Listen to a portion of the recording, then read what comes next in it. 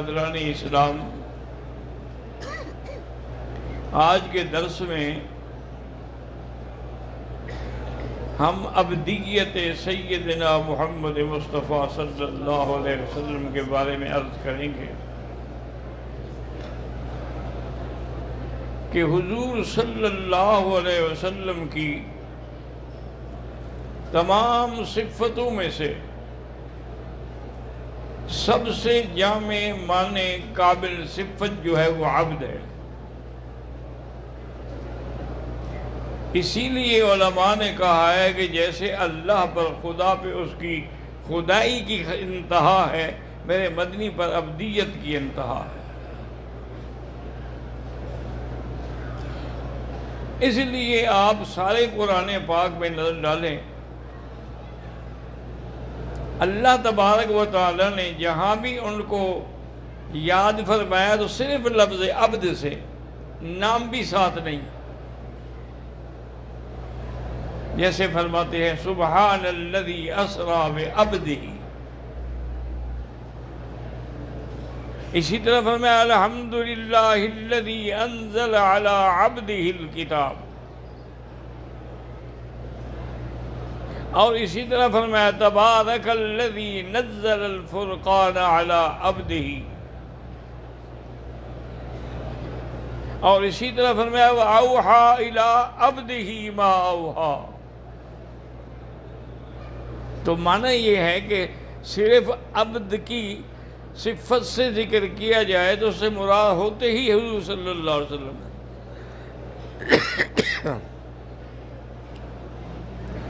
اللہ نے باقی انبیاء کا بھی ذکر فرمایا ہے، اگر کبھی صفت عبد تو ساتھ نام بھی ہے۔ وَاذْكُرْ عَبْدَنَا أَيُّوبَ إِذْ نَادَىٰ وَاذْكُرْ عِبَادَنَا إِبْرَاهِيمَ وَإِسْحَاقَ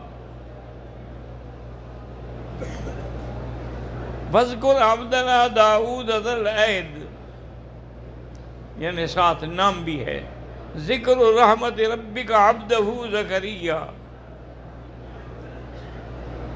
لیکن صفت عبد جو ہے یہ ایک ایسی صفت ہے کہ جب اس کو بغیر کسی نام کے صرف عبد کی نسبت سے ذکر کیا جائے تو اس سے مراد حضور صلی اللہ علیہ وسلم۔ اسی لیے لیلۃ المعراج میں جب حضور صلی اللہ علیہ وسلم مقام دنو پہ پہنچے تو اللہ نے فرمایا کہ کیا چاہتے ہو؟ میں حضور یا اللہ مجھے اپنا عبد بنا دے۔ تو اللہ تبارک و تعالیٰ نے آپ کو ایسا لقب دیا کہ قیامت تک کوئی نماز نہیں ہو سکتی جب تک آپ اقرار نہ کریں اشہد ان لا الہ الا اللہ واشہد ان محمدًا عبدہ ورسولہ۔ افسوس ان لوگوں پر ہے جو خود کو عاشق رسول بھی کہتے ہیں، کیا وہ نماز میں کبھی پڑھتے ہیں اشہد ان محمدًا نورہ ورسولہ؟ کیوں نہیں پڑھتے؟ پڑھیں گے تو اسلام سے بھی نکل جائیں گے، اور جب اس بات کا اقرار کرتے ہیں کہ حضور اللہ کے عبد ہیں تو پھر ان کو حاضر ناظر سمجھنا اور ان کو حاجت روا اور مشکل کشا سمجھنا یہ کتنی بڑی جہالت ہے۔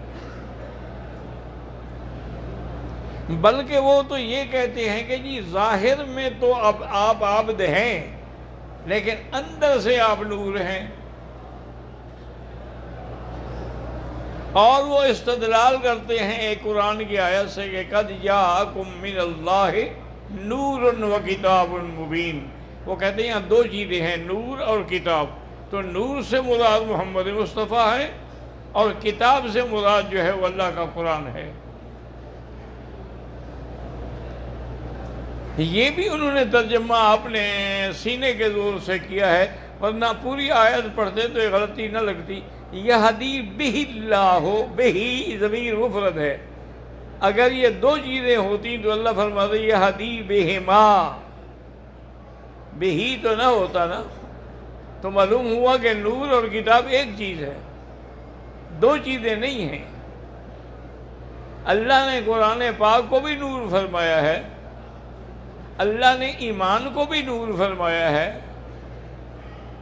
اللہ تبارک و تعالی نے، اور حضور تو صرف نور کا معنی کیا ہوتا ہے کہ خود بھی روشن ہو اور دوسری کو بھی روشن کر دے، لیکن ہمارے مدنی پاک جو ہیں وہ تو صرف نور نہیں بلکہ سراجم منیرہ ہے۔ یا ایھا النبی انا ارسلناک شاہدا ومبشرا ونذیرا وداعیا الی اللہ باذنہ وسراجا منیرا۔ اور حضور نور کا معنی یہ نہیں ہوتا کہ جیسے سورج کا نور ہے، چاند کا نور ہے، وہ نور تو بجھ جانے والا ہے، وہ نور تو ختم ہونے والا ہے۔ رات ہوئی تو سورج غائب ہو گیا، دن ہوا تو چاند غائب ہو گیا۔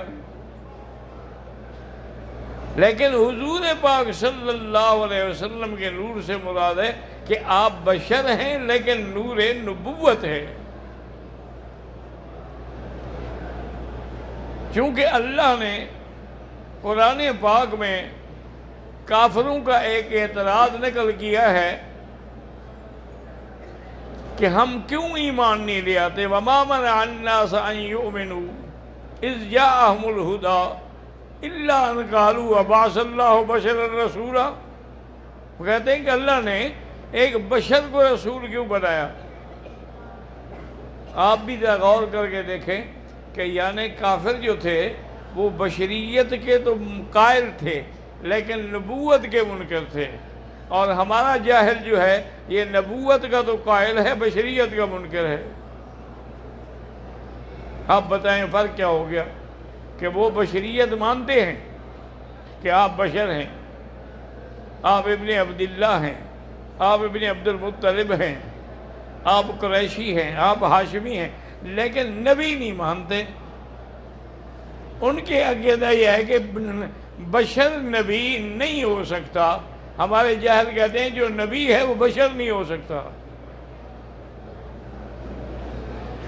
انا للہ و انا الیہ راجعون۔ حالانکہ حضور کو اللہ نے فرمایا کہ آپ اعلان کر دیں، کافروں نے کہا تو آپ نے فرمایا هل كنت الا بشر رسولا، میں بشر بھی ہوں اور رسول بھی ہوں۔ اور انبیاء کی شان یہی ہوتی ہے کہ وہ بشر ہوتے ہیں۔ ما ارسلنا من قبلک الا رجالا نوحی الیہم، سب انسان تھے، ان کی طرف ہم نے وحی بھیجی تھی۔ آپ بھی انسان ہیں۔ اور اسی طرح کافروں نے کہا، کافروں کے اعتراض یاد رکھو دو طرز کے ہوتے ہیں، ایک تو ہوتا ہے الزام اور ایک ہوتا ہے تعجب۔ الزام کا معنی یہ ہے کہ کبھی انبیاء کو ساحر جادوگر کہتے ہیں، کبھی نعوذ باللہ کذاب جھوٹا کہتے ہیں، کبھی مجنون کہتے ہیں، یہ تو الزام ہے۔ تعجب یہ ہے کہ جی لیاکلون الطعام ویمشون فی الاسواق، ہماری طرح کھاتے ہیں پیتے ہیں بازاروں میں چلتے ہیں، تو یہ پھر نبی کیسے ہو گئے؟ اللہ تبارک و تعالی نے جتنے الزام تھے ان سب کا جواب دیا، لیکن یہ جو تعجبات تھے ان کا جواب نہیں دیا، بلکہ بتلایا کہ جتنے پیغمبر گزرے ہیں سب کھاتے تھے پیتے تھے، بازاروں میں بھی جاتے تھے، تجارت بھی کرتے تھے، تو یہ تو کوئی عیب نہیں ہے۔ انہوں نے کہا جی کہ اگر اللہ نے نبی یا رسول بھیجنا ہے تو کسی فرشتے کو بھیجتے جس پر کسی قسم کا کوئی الزام بھی نہ لگ سکتا۔ اللہ نے اس کا بھی قرآن میں جواب دیا، قُلْ لَوْ كَانَ فِي الْأَرْضِ مَلَائِكَةٌ يَمْشُونَ مُطْمَئِنِّينَ لَنَزَّلْنَا عَلَيْهِمْ مِنَ السَّمَاءِ رَسُولًا۔ اللہ نے فرمایا کہ اگر زمین میں فرشتے ہوتے تو ہم آسمان سے رسول بھی فرشتہ بھیجتے۔ اب اگر ہم فرشتہ بھیجیں گے تو پھر تو تمہارا وہی دھوکہ رہے گا کہ جی ظاہر سے بشر ہے اندر سے فرشتہ ہے، تمہارا عقیدت اسی طرح برباد ہو جائے گا۔ اس لیے اللہ تبارک و تعالیٰ کا یہ کرم ہے کہ اس نے تمہاری جنس میں سے نبی بھیجا ہے۔ جنس کا معنی یہ ہے کہ وہ بھی انسان ہے، تم بھی انسان ہو، وہ بھی کھاتے ہیں، تم بھی کھاتے ہو، وہ بھی اولاد ہے، تمہاری بھی اولاد ہے، ان کی بھی بیویاں ہیں، تمہاری بھی بیویاں ہیں۔ اللہ تو ان سب چیزوں سے پاک ہے، خدا تو ان سب چیزوں سے نہ کھاتے ہیں، نہ پیتے ہیں، نہ اولاد ہے، نہ جینے گئے۔ لم یلد ولم یولد ولم یکن لہ کفوا احد۔ ایک دفعہ حضور صلی اللہ علیہ وسلم نے نماز پڑھائی تو آپ نے 4 رکعتوں کے بجائے 5 رکعتیں پڑھ دیں۔ جب سلام پھیرا تو صحابہ نے پوچھا حل زید فی الصلاۃ، کہ یا رسول اللہ کیا نماز کو بڑھا دیا گیا ہے؟ یعنی پہلے 4 رکعت تھی، اب 5 رکعت ہیں؟ اور فرمایا نہیں، آپ نے تو 5 پڑھائی ہے۔ تو حضور نے فرمایا کہ یاد رکھو انما انا بشر، میں انسان ہوں، انسا کما تنسون، میں بھی بھول جاتا ہوں جیسے تم بھول جاتے ہو۔ فإن نسیت فذکرونی، اگر میں بھول جاؤں تو مجھے یاد دلاؤ۔ تو وہاں بھی حضور نے خاص طور پہ جملہ حصر کے ساتھ انما انا بشر۔ حضور جب مدینہ منورہ میں تشریف لائے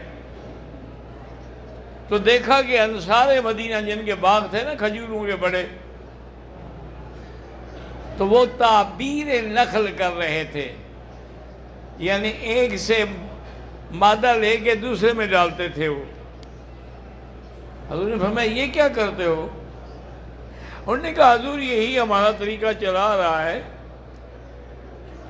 کہ ہم نر کھجور سے لے کر مادہ میں ڈالتے ہیں تو اسے پھل زیادہ آتا ہے۔ حضور نے فرمایا چھوڑ دو، جو اللہ نے لکھا ہے وہی آئے گا۔ اب اللہ کی شان یہ ہے کہ اس سال پھل ہی نہیں آیا، تو صحابہ نے کہا حضور آپ کے حکم پر ہم نے تو چھوڑ دیا، لیکن ہمارا تو باغ ہی نہیں پھلے۔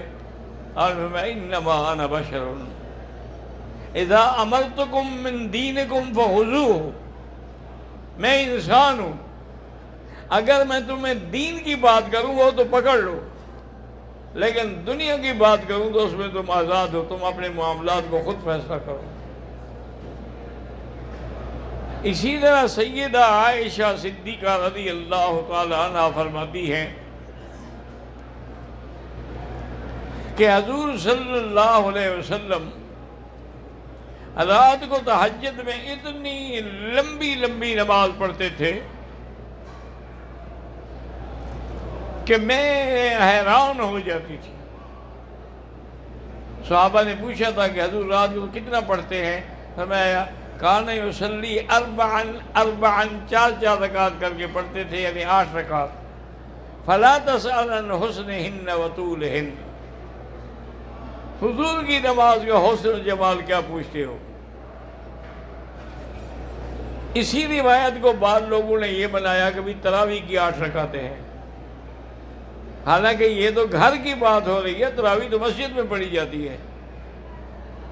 اور یہ روایت تو بی بی عائشہ کر رہی ہے، کوئی اور صحابی نہیں کر رہا، وہ تو گھر کی بات بتائے گی نا۔ اور پھر اس نے کہا کہ نے جو صلی اربعن 4 رکعت پڑھتے تھے، تو تراویح تو 2 رکعت ہوتی ہے۔ تو اس لیے بہرحال اختلاف نہیں ہونا چاہیے، جھگڑے نہیں ہونے چاہیے، لیکن حضرت عمر رضی اللہ تعالیٰ عنہ کے اجتہاد کے بعد سے لے کر ساری حرمین میں 20 رکعت پڑھائی گئی۔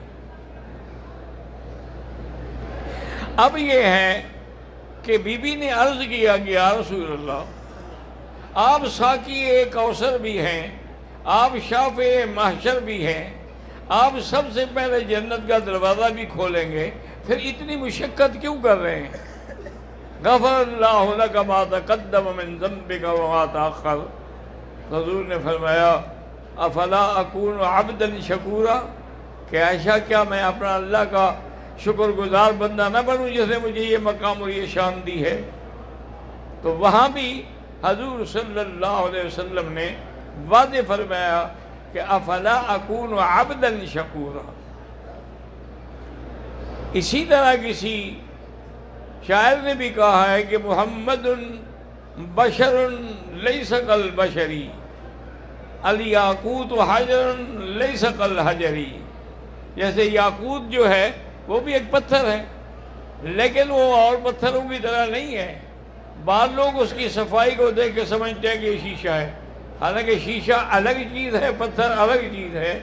اسی طرح انبیاء کی شان کو دیکھ کر بھی لوگ ان کو خدا بنا لیتے ہیں، خدا کا اوتار بنا لیتے ہیں، خدا کی طرف سے تمام اختیارات کا مالک اور مشکل کشا بنا لیتے ہیں، حالانکہ حضور بشر ہیں، اللہ کے احکام کے پابند ہیں، اللہ کے احکام کے محتاج ہیں۔ اسی لیے ہمیشہ حضور پاک نے فرمایا کہ انما انا بشر، اس لیے اللہ نے فرمایا اعلان کر دیں قل انما انا بشر مثلکم، مثلکم یعنی جنس میں، شان میں نہیں۔ شان تو پیغمبر کا کہاں اور ایک عام آدمی کا کہاں ہے، یعنی جنس تمہاری انسان کی ہے۔ اور لوگوں نے یہ سمجھا ہے کہ شاید بشر جو ہے یہ کوئی بری چیز ہے، حالانکہ غلط بات ہے۔ بشر تو ایسی شان والی مخلوق ہے کہ جس کو اللہ نے اپنے ہاتھوں سے بنایا ہے۔ باقی سب مخلوق کو اللہ نے حکم دیا کن فیکون، ہو گئی، لیکن بشر ایسا ہے کہ اللہ نے فرمایا ملائکہ سے اذا سویتہ ونفخت فیہ من روحی فقعوا لہ ساجدین، کہ جب میں اس کو بنا لوں اور اس میں روح پھونک دوں تو تم سب اس کو سجدہ کرو۔ یعنی بشر کو اللہ نے خود بنایا اور مسجود الملائکہ بنایا، فسجد الملائکۃ کلہم اجمعون۔ تو اس لیے ہمیشہ یاد رکھیں، اپنے عقیدوں کی اصلاح کریں کہ اللہ تبارک و تعالیٰ کے تمام انبیاء جو ہیں وہ بشر ہیں، جن سے بشر ہیں، وہ اللہ کے حکم کے پہنچانے والے ہیں۔ ان کی شان یہ ہے کہ اللہ نے بشریت کے ساتھ ان کے سر پہ نبوت کا تاج بھی رکھا ہے، اور ہمارے مدنی کی شان یہ ہے کہ آپ پہ ایک تیسرا تاج بھی ہے۔ ایک تو نبوت کا تاج تھا، ایک ختم نبوت کا تاج بھی رکھا ہے۔ تو حضور صلی اللہ علیہ وسلم کی شان تمام انبیاء علیہم الصلاۃ والسلام سے زیادہ ہے۔ اللہ ہمیں صحیح عقیدوں پہ قائم رکھے۔